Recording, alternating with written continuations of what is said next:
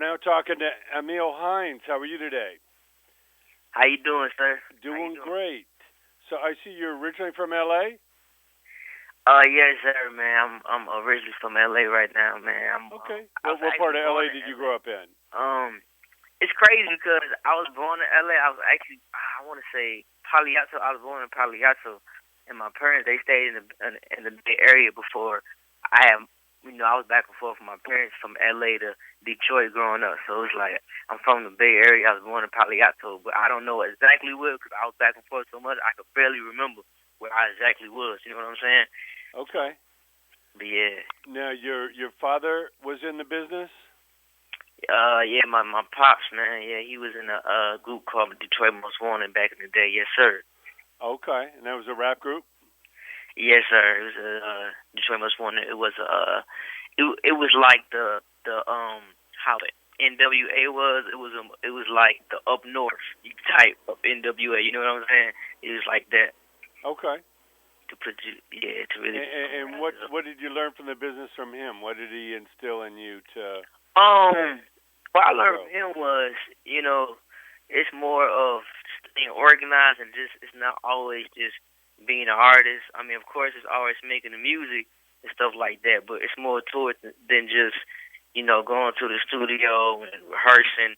You really got to be on top of your business, and that's what make a artist stand out more if you know more behind the scenes than just what you see of the camera. You know what I'm saying? Right. It was like so yeah. That's I got that from him of behind the scenes of learning how to move and work, not just sit in one spot of being an artist, but actually moving as a team. But one person can do a lot of stuff. You know what I'm saying? So so I got that from him a lot. Not just being an artist, but learning how to grind, move. Being more open to different cultures and being more open to different cities. Like we just 2 weeks ago we did a promo run from Columbus, Georgia. We went to Columbus, Georgia to Charlotte, North Carolina, to Columbia, South Carolina to Detroit to Cleveland. Like we did that all in about 4 to 5 days. So we was moving. So it's more than just making music. You really got to put the footwork in as well. You know what I mean? Well, we always say it's 10% music, 90% business. Because exactly you got to have great music, but it only starts there. It doesn't end there. Right. Yeah. Too many artists spend all their time in the studio think it's just about the jam, but some of the songs hitting might be a little less than what might exist out there, but they're doing something with it. They're actually connecting the dots and creating a buzz. Well, that's important to learn, and I know you say you studied the music business online through Full Sail.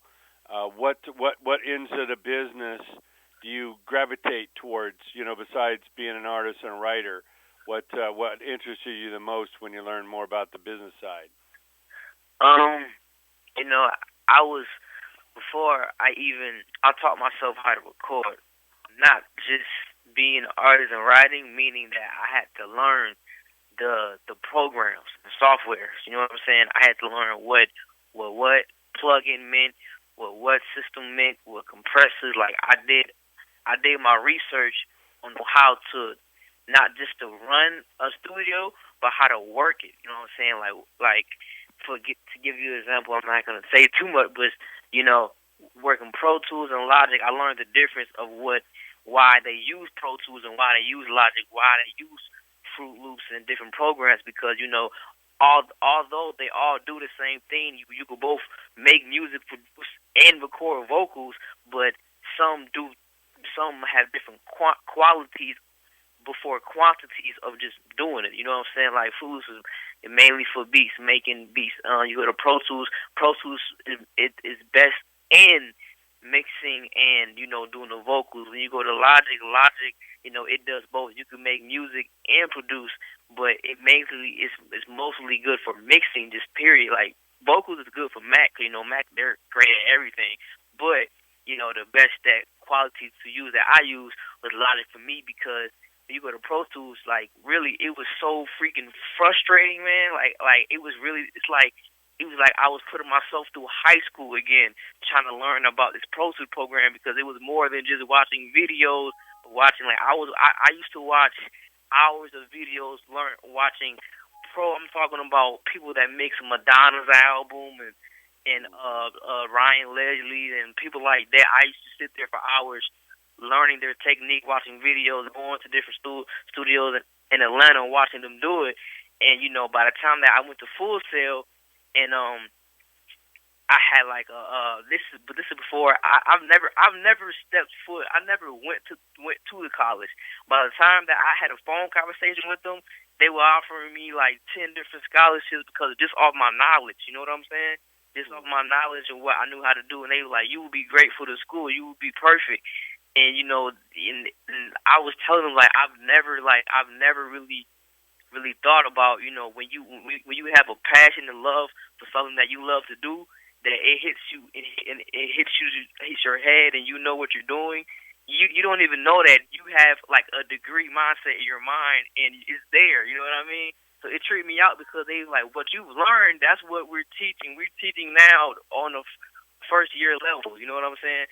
So I was already ahead of them just because I was watching other people that had masters in it. I was actually learning the same thing, you know what I'm saying? But I was doing it as well. So it's a difference between if you're reading a book, trying to learn it, and actually experiencing it and doing it yourself, going at the same time. You know what I mean?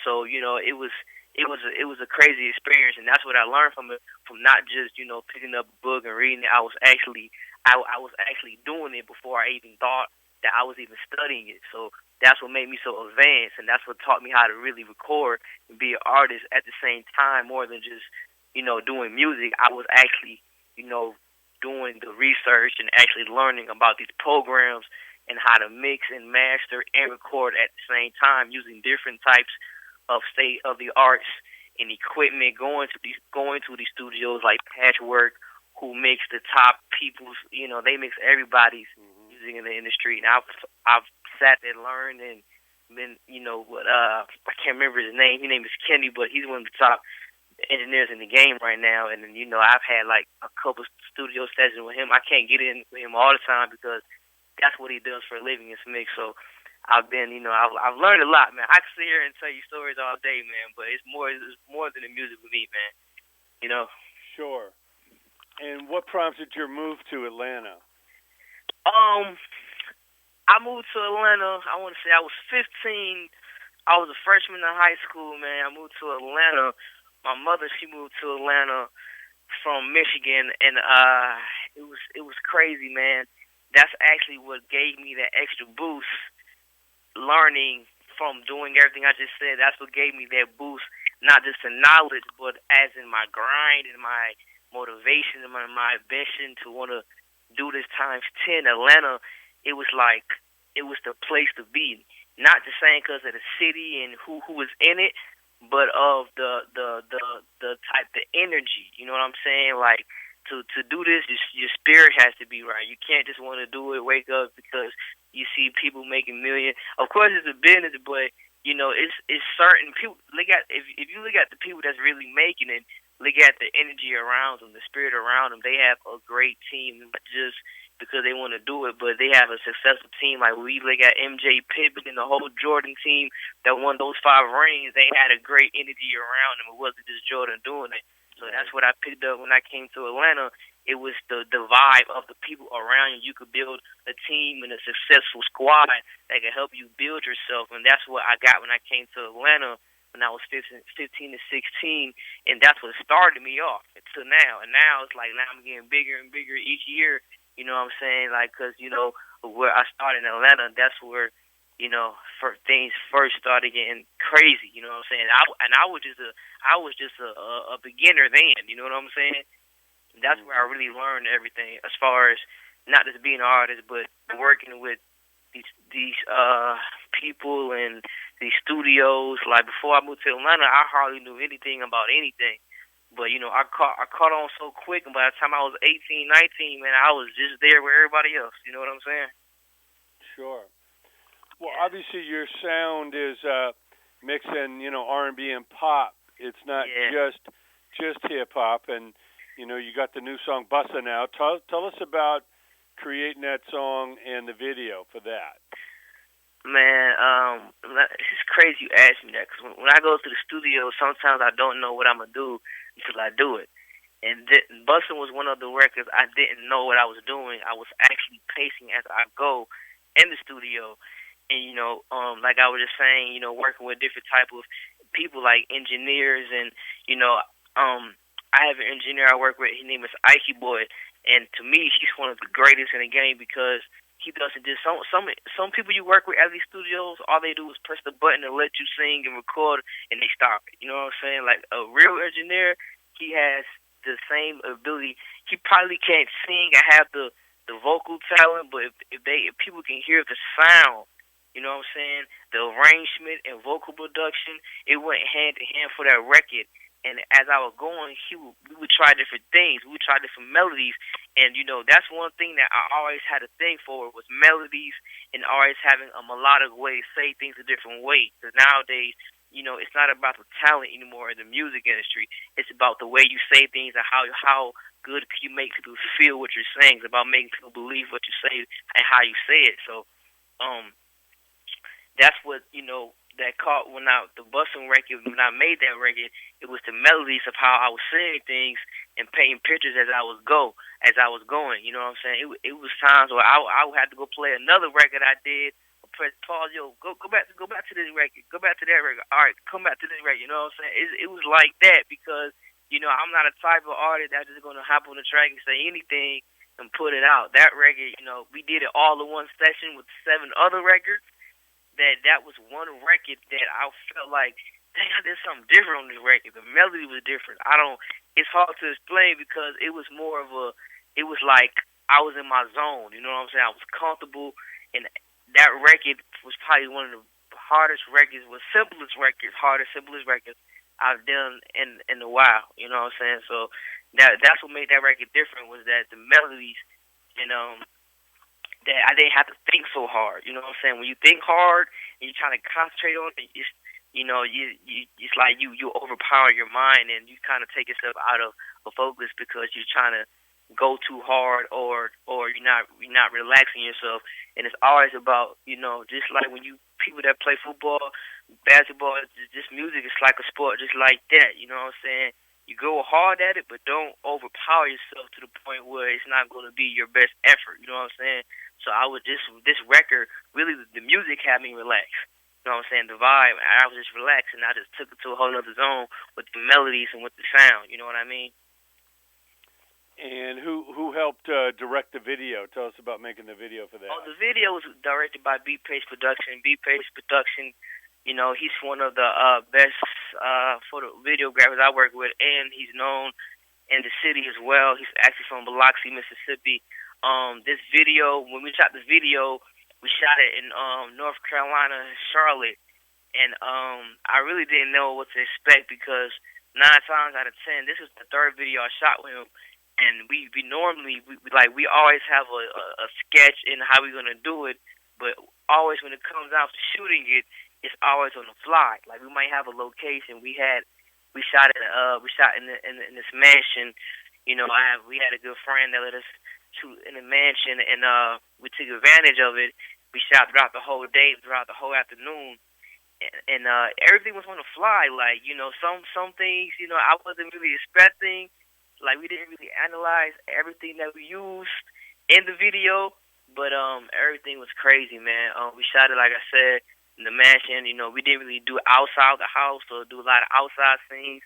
But one thing that you learn about shooting videos after you see it, you be like, dang, why didn't we do that? Why didn't we do that? It was crazy. But he also shoots for Rich Gang, Jacquees and stuff like that. It's real crazy. So he shoots those videos for those guys as well. But that's how that video came along. We shot that. We came to a whole different city. We rode straight from the road of Atlanta, coming straight to Charlotte. Shot it. We actually had another location that we were supposed to shoot, but we didn't get a chance to do it because we was at the house all day trying to get it right. You know what I'm saying? And we had a full team. You know what I'm saying? It wasn't just him shooting. We had a guy that had the other camera moving, so it was like we was really rolling because we knew how big the single was going to be. We knew how long that it was going to take to really push it. So we was like, we got to get this one right. You know what I'm saying? Sure. And what's your plans to take the music on the road? Any tour dates? Any ideas to get on the road? Yes, sir.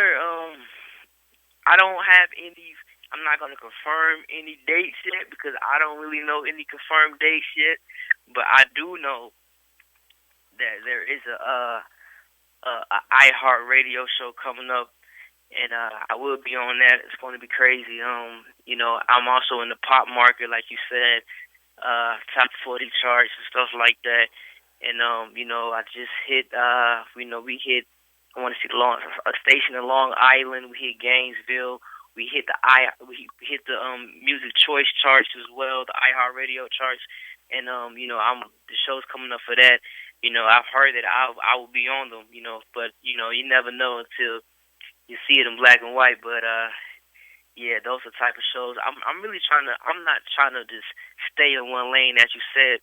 I'm a diverse artist because the way I came up with music, I'm more of the creativity, and I want to touch everybody, not just a certain market or urban or hip hop. I'm trying to hit every lane that I could possibly can. Sure. And all that you've seen in the industry, all that you experienced, what advice do you give to young creative people coming up, whether it be an artist, a writer, producer, manager? What advice do you have as far as the level of passion they need or the mindset to really persevere and sacrifice what it takes to be, in this business? Um, Good question. I would say that coming up, like I never knew that I would be here, and it was like you never know where you're gonna go until you really put your mind and you really do it. Because a lot of people they don't believe. I want to say they don't believe in their dreams, but they're unhappy, and they always make that that gesture when they say, "Man, I wish I could have did this. I wish I could have did that." I think right now it's one of the best times that if you have like y'all all young people, you have a dream or a goal you want to reach. This is the best time to do it because the sky's the limit. Every door is open. We have a lot of like online. You have for the music and management, like you said, like you can do anything. A lot of people are accessible, networking and stuff like that. Like you can get in touch with anybody. You never know it. You never know who's watching you. You know what I'm saying? So, it takes I want to say it's the vibe and it's really yourself. You gotta have this not just the mindset of yourself, but you gotta tell yourself like it's like a self mental thing. Cause that's what I went through really. Like, cause I could have been anywhere, bro. I could have been in school doing something else, but I kept on telling myself, I'm gonna be an artist. I'm gonna do music. I'm gonna do it. You know what I'm saying? And it comes from yourself. You know what I'm saying? If you don't believe in yourself, if you don't believe in your dream and what you trying to work for, then it's like, what are you living for? You know what I'm saying? Like, I rather be happy doing what I love to do, making money doing what I love to do, than doing what's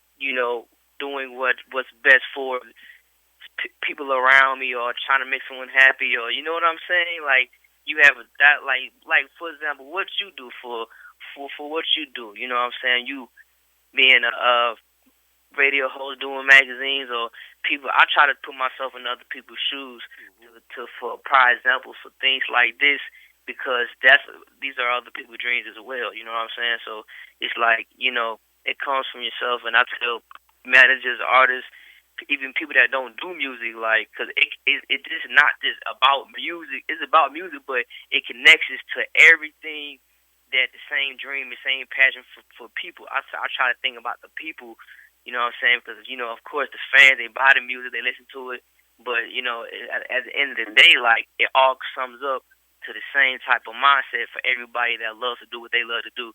So, if that answers your question, I hope that answered it in a kind of way. It is. You definitely have to take risks. You have to go out there and persevere. Nothing great comes easy. And like you say, just like a professional athlete, playing the game, that's just part of it. But the conditioning, the preparation, the learning the plays, the getting the right mindset, the mind, body, and soul prepared for the game.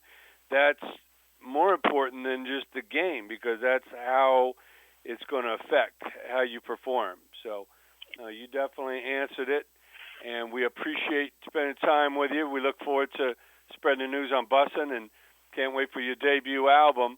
We've been talking to AMEL HINES, and we'll let everybody know where to find you online. And we appreciate it. Can't wait to see you out here back in Cali. Oh, man, I'll be there very soon. You can follow me on Twitter and Instagram at AMEL HINES, AMELHINES. Bustin' Single is on iTunes. The Pop Remix is on iTunes. AMEL HINES. Go check that out, you guys. Most appreciate you for having me. Cali, I'll be back home soon. You know what I'm saying?